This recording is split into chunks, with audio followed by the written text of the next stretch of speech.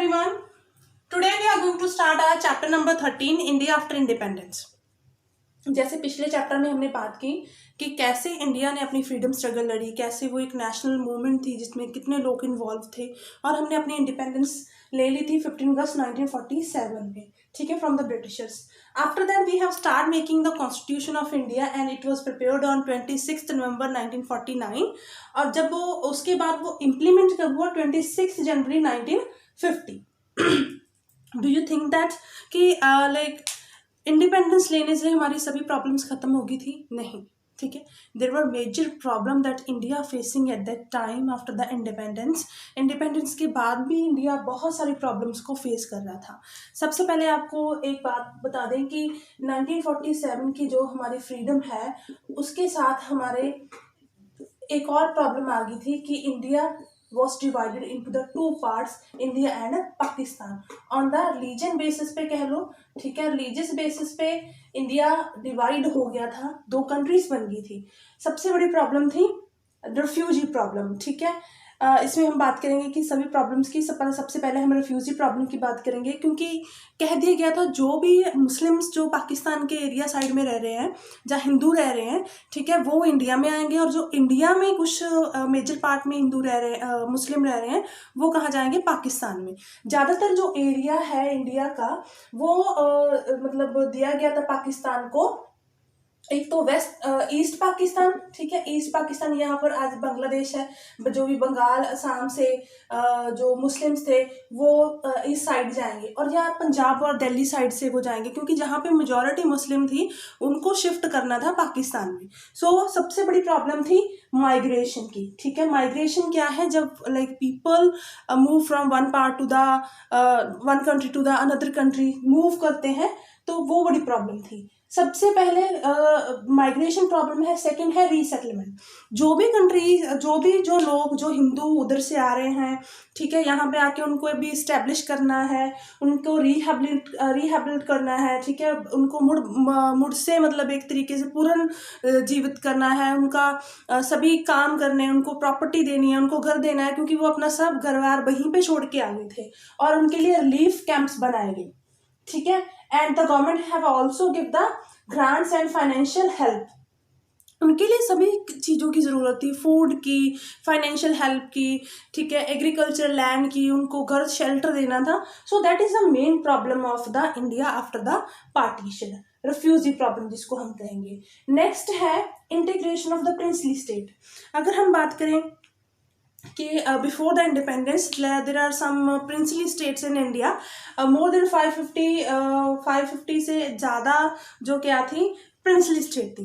जब Britishers India को छोड़ के चले गए तो उन्होंने इंडिया के जो प्रिंस थे उनको आज़ादी दे दी कि whether you want to join India और पाकिस्तान, और जहाँ आप अपने न्यूट्रल ही रह सकते हो, ठीक है, आप चाहे तो इंडिया को ज्वाइन करो, या पाकिस्तान को ज्वाइन करो, जहाँ आप किसी को नहीं ज्वाइन करना चाहते तो आप नहीं करना चाहते तो रहने दो, तो आप इंडिपेंडेंट रह सकते हो. देखो इतनी मतलब प्रॉब्लम्स के बाद जो हमने इंडिपेंडेंस हासिल की, तो उसके बाद भी अगर इंडिपेंडेंट प्रिंसली स्टेट होंगी तो गवर्नमेंट ऑफ इंडिया का कोई भी काम नहीं रह जाएगा. सो उनको हमने क्या करना था? अपने साथ मिलाना था, उनको इंटीग्रेट करना था, ठीक है. Like there are so many, अगर बात करें जो प्रिंसली स्टेट थी वो तो मर्ज हो गई थी इंडिया में. Sardar Vallabhbhai Patel who is known as the iron man, ठीक है, आयरन मैन के नाम से जिसको हम जानते थे, उन्होंने सबसे बड़ा, he was the home minister eight that time, तो उन्होंने बहुत बड़ा रोल प्ले किया प्रिंसली स्टेट को इंटीग्रेट करने में. बट बहुत सारी, जैसे कि 3 स्टेट्स हैं, 3 प्रिंसली स्टेट हैं, Junagadh, Hyderabad and Kashmir, they were hesitate to join the India, hesitate कर रहे थे. बट आफ्टर दैट कोई डिप्लोमेसी से उनको भी क्या कर लिया गया? साथ में मिला लिया गया. सो ये सबसे बड़ी प्रॉब्लम थी कि प्रिंसली स्टेट्स को अपने साथ कैसे लाया जाए, ठीक है. नेक्स्ट है हमारी इकोनॉमिक डिफिकल्टीज. जब भी हम पार्टीशन होती है, ठीक है, मोस्ट ऑफ द जो प्रोडक्टिव लैंड है, whether it's a wheat, jute और जो भी मतलब वीट की, राइस की या जूट की, ठीक है, प्रोडक्टिव लैंड है, वो कहाँ चली जाती है? पाकिस्तान में. So there was a food shortage, ठीक है, शॉर्टेज ऑफ फूड हो जाती है. और problem of jobs and homes की भी है क्योंकि 8 मिलियन रिफ्यूजीज माइग्रेट होके पाकिस्तान से कहाँ आते हैं, इंडिया में। सो 8 मिलियन लोगों को जॉब देना, फूड देना, ठीक है, और उनको घर देना, it was a major economic problem of India. Next है अदर प्रॉब्लम्स हमारी क्या क्या थी, देखो डाइवर्सिटी। अगर हम डाइवर्सिटी की बात करते हैं, India is very diverse country on the basis of religion, कह लो कास्ट, ठीक है, और अपना कास्ट के बेसिस पे, कल्चर के बेसिस पे, ठीक है, डाइवर्स कंट्री है, देयर आर मेनी लैंग्वेजेस। उन सभी लोगों को एक लैंड पे इकट्ठे रखना है, ठीक है, उनको उनकी डाइवर्सिटी को अकोमोडेट करना है, उनकी प्रॉब्लम को सॉल्व करना है। It's not a easy task for the Indian government. उस टाइम पे वो इजी टास्क नहीं था, तो उसको भी अकोमोडेट करना था ताकि सभी लोगों को लगे कि हमें प्रॉपर राइट्स मिल रहे हैं। ऐसा नहीं है कि एक कम्युनिटी को कुछ ज़्यादा दिया जा रहा है कि दूसरी को नहीं दिया जा रहा। So accommodation of diversity is a next problem. Next है facility of health and education. देखो बहुत सारे लोग जो थे उस टाइम पे इंडिया में, जो विलेजेस में भी रह रहे थे, जो शहरों में भी रह रहे थे, they were facing the health and education problem, क्योंकि उस टाइम पे जो इंडिया था वो ज़्यादा डेवलप नहीं था, ठीक है। So due to the under develop condition, so the health and education problem was there. Next है एलिवेशन ऑफ पॉवर्टी। पॉवर्टी को ख़त्म करना, कैसे ख़त्म किया जाए, कैसे सबको हेल्थ एजुकेशन इंश्योर कराई जा सके ताकि जो गरीबी का जो सर्कल है वो ख़त्म हो सके। So these are the major problem that we were facing at that time. Refugee की प्रॉब्लम है, प्रिंसली स्टेट को अपने साथ मर्ज करना है, इकोनॉमिक डिफिकल्टीज है और अदर प्रॉब्लम है। नेक्स्ट है हमारा मेकिंग ऑफ कॉन्स्टिट्यूशन। देखो कॉन्स्टिट्यूशन मैंने आपको पहले ही बताया था कि कॉन्स्टिट्यूशन हमने जो इम्प्लीमेंट हमारा हो गया था 26 जनवरी 1950 को हो गया था। On the day we have आप रिपब्लिक डे सेलिब्रेट ही करते हो, ठीक है। उसके बाद we have make a features in the constitution of India. कौन कौन से हमारे फीचर हैं, जैसे सबसे बड़ा फीचर था कि we will give the right to vote, क्योंकि ब्रिटिश के टाइम पे जो लोग थे उनको ज़्यादा राइट्स नहीं मिले थे, ठीक है, कोई वोटिंग राइट वगैरह नहीं था। अब यूनिवर्सल अडल्ट फ्रेंचाइज सबसे पहले 28 ईयर्स वालों को दिया गया, after that was changed and उसके बाद वो 18 ईयर कर दिया गया है अब तो, ठीक है। नेक्स्ट हमारा फीचर था इक्वालिटी बिफोर लॉ, कि no one is above the law, ठीक है, everyone is equal in the front of law, whether it's like different caste, gender, जो भी लाइक डिफरेंट है, कास्ट के बेसिस पे, लैंग्वेज के बेसिस पे, रिलीजन के बेसिस पे, ऑल आर इक्वल। कोई कास्ट क्रीड कुछ नहीं माना जाएगा, सभी क्या होंगे, कानून के सामने समान होंगे। And we have also given the special privileges to the certain section of the society. Certain section of society जैसे शेड्यूल कास्ट हो गए, शेड्यूल ट्राइब्स हो गए, ओबीसी हो गए, ठीक है, वुमेन्स हो गया, जो मतलब कुछ सेक्शन ऐसे हैं जो मार्जिनलाइज्ड हैं, जो बिल्कुल ही मार्जिन पे हैं, ठीक है, जिनका जो मतलब जिनको अनटचेबल कंसीडर किया जाता था पहले, उनको क्या किया गया, सर्टन प्रिविलेजेस देगी, जैसे कि जॉब्स में, एजुकेशन इंस्टीट्यूशंस में, ताकि वो भी जो दूसरे सेक्शन के लोग हैं उनके साथ आ सकें। And we have also make 3 list in the Indian constitution, कि देखो डिसीजन लेने की पावर सेंट्रल गवर्नमेंट के पास भी है, स्टेट गवर्नमेंट के पास भी है, बट उसको लिस्ट में डिवाइड कर दिया है, जैसे कि सेंट्रल लिस्ट होगी, स्टेट लिस्ट होगी, कंकरेंट लिस्ट होगी, ठीक है। जैसे हम बात करें कि सेंट्रल लिस्ट में 97 सब्जेक्ट हैं, स्टेट लिस्ट में 66 हैं, कंकरेंट लिस्ट में 47 सब्जेक्ट्स हैं।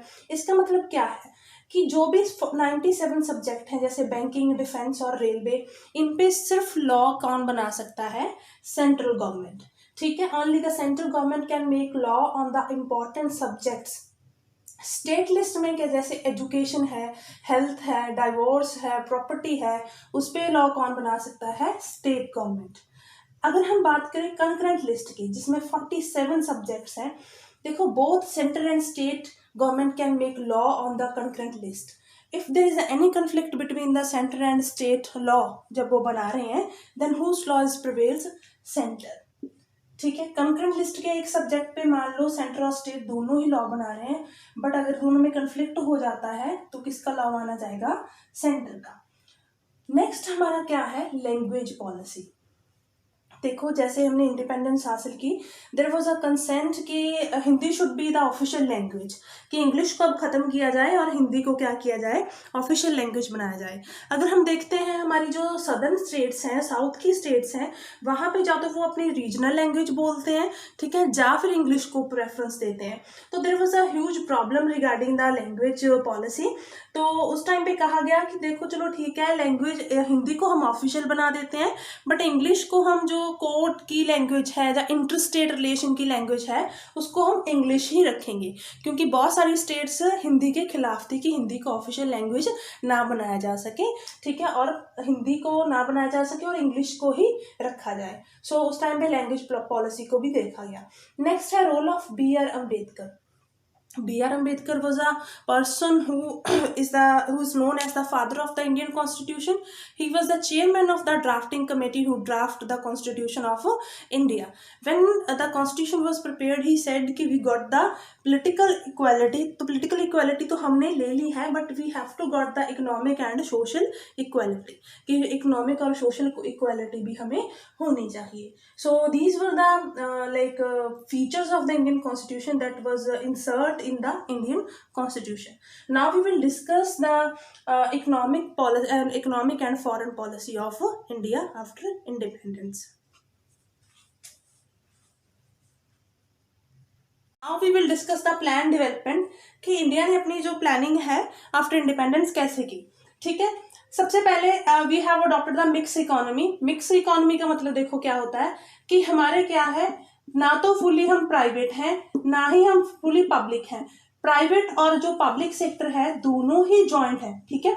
दोनों मतलब हमारे प्राइवेट इंडस्ट्री भी है और पब्लिक इंडस्ट्री। जो मेजर इंडस्ट्री है वो पब्लिक है, ठीक है, जैसे भेल हो गया, आपने BHEL, वेल, सेल, गेल, ठीक है, और जैसे हम रिलायंस जैसी इंडस्ट्री हमारी प्राइवेट भी है। तो हमने मिक्स इकोनॉमी अपनाई है। जैसे हम रशिया जैसी कंट्री में देखते हैं तो वहाँ पे क्या है, सिर्फ पब्लिक इंडस्ट्री है। अमेरिका में भी क्या है, प्राइवेट इंडस्ट्री सबसे ज़्यादा है। So we have adopted the mix economy. Next we have adopted the 5 year plans. 5 year plans देखो क्या थे कि हमने प्लानिंग करनी है इंडिया के लिए कि 5 ईयर में हमने कौन कौन से प्रोजेक्ट लगाने हैं, कितना पैसा किस सेक्टर को ज़्यादा देना है, किसको कम देना है, ठीक है। तो प्लान्ड और नॉन प्लान्ड बजट बनाया गया। जैसे प्लान्ड बजट है 5 ईयर के लिए कि किस किस सेक्टर में कौन कौन से पैसे जाएंगे, और नॉन प्लान्ड है जैसे 1 साल के लिए एक खर्चा रख लिया कि जो भी कोई खर्चा बीच में आता है तो उसको हम उस नॉन प्लान्ड बजट से लेंगे। सो इन 1950 प्लानिंग कमीशन वॉज एस्टैब्लिश्ड, ठीक है। The chairman of the planning commission is the prime minister of India होता था। अब देखो 5 ईयर प्लान चेंज हो गया है, अब 5 ईयर प्लान नहीं होता, ठीक है। अब तक हमारे 1950 से लेके अब 2060 तक क्या थे, 12 हमारे 5 ईयर प्लान हो गए थे, ठीक है, 12 5 ईयर प्लान हो गए थे। But now 5 year planning is converted to the Niti Aayog, ठीक है। अब हमारे क्या है, NITI Aayog, like prime minister Modi ने जो इंट्रोड्यूस किया है नीति आयोग, सेम ही है, वैसे नाम ही चेंज हो गया है। तो नेक्स्ट हमने क्या किया है, हमारी फॉरेन पॉलिसी। हमारी देखो फॉरेन पॉलिसी का मतलब क्या होता है कि how is the relation of India with the other countries, कि हम अपने जो रिलेशंस हैं वो दूसरी कंट्री के साथ कैसे रखते हैं। जब हमने इंडिपेंडेंस ली 1947 में, उस टाइम पे क्या था, 1945 में सेकेंड वर्ल्ड वॉर खत्म हुई थी, ठीक है। 1945 में सेकेंड वर्ल्ड वॉर खत्म हुई थी, और उसके बाद जो 2 विनर कंट्रीज थी, वैसे तो 4 थी, जैसे USA थी, USSR थी, ठीक है, फ्रांस थी और एक UK थी। उनकी इकॉनमी बहुत ज़्यादा मतलब लो हो गई थी, क्योंकि उस पर अटैक कर दिया था हिटलर ने, तो वो अपनी इकॉनमी को इस्टेब्लिश करने में लग जाते हैं। तो उसके बाद क्या होता है कि इन 2 पावर ब्लॉक बन जाते हैं पूरे वर्ल्ड में, एक USA का और USSR का। इसमें इनके साथ होती हैं, USA के साथ 20 से ज़्यादा कंट्रीज होती हैं, ठीक है। USSR के साथ क्या होता है, 15 से ज़्यादा कंट्रीज होती हैं। इन्होंने मतलब एक तरीके से पूरे वर्ल्ड को 2 पार्ट में डिवाइड कर लिया।